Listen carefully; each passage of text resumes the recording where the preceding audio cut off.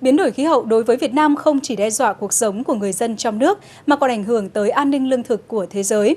Cộng đồng quốc tế sẽ tiếp tục đẩy mạnh hợp tác với Việt Nam nhằm cắt giảm hơn nữa khí thải nhà kính và đảm bảo tăng trưởng xanh.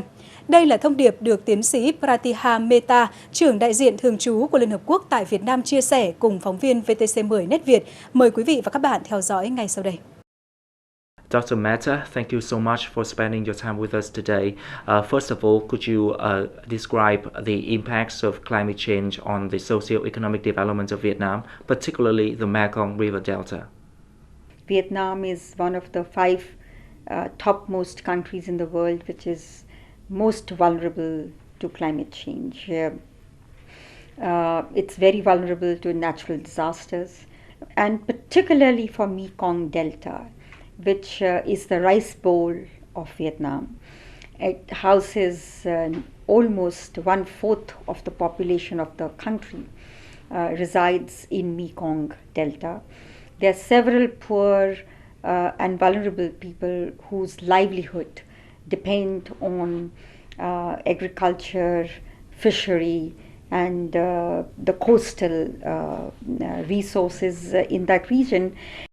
As a big producer of rice, as a big exporter of rice and other agriculture products, risk to Vietnam can be a food risk to the whole world.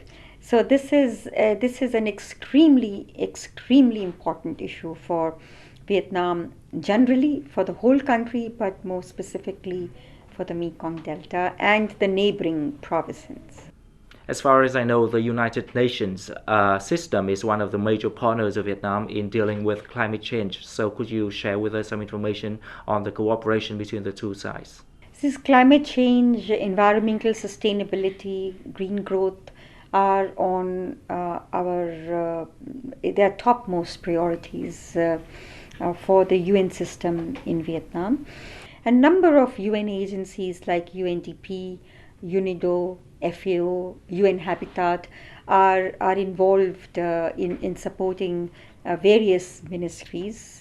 For example, UNDP is working very closely with MPI, with MONRE on a number of climate change related initiatives, with MPI on green growth strategy, including supporting preparation of green growth action plans. FAO is supporting MAD in smart agriculture and producing with less water. UN Habitat is working very closely with Ministry of Construction and others on climate smart cities, green cities, and greening the urbanization process in Vietnam. And what do you think of the preparation and the commitment of Vietnam for the upcoming COP21 in Paris, especially its commitment to reduce greenhouse gas emission? Vietnam, first of all, it's highly commendable the hard work that has gone in coming up with the report, both the voluntary and the conditional targets. I know that the government has been working on it for nearly over 1 year for sure, and many people have been involved in the process, and I think this is really their hard work that Vietnam has produced their report and submitted the report.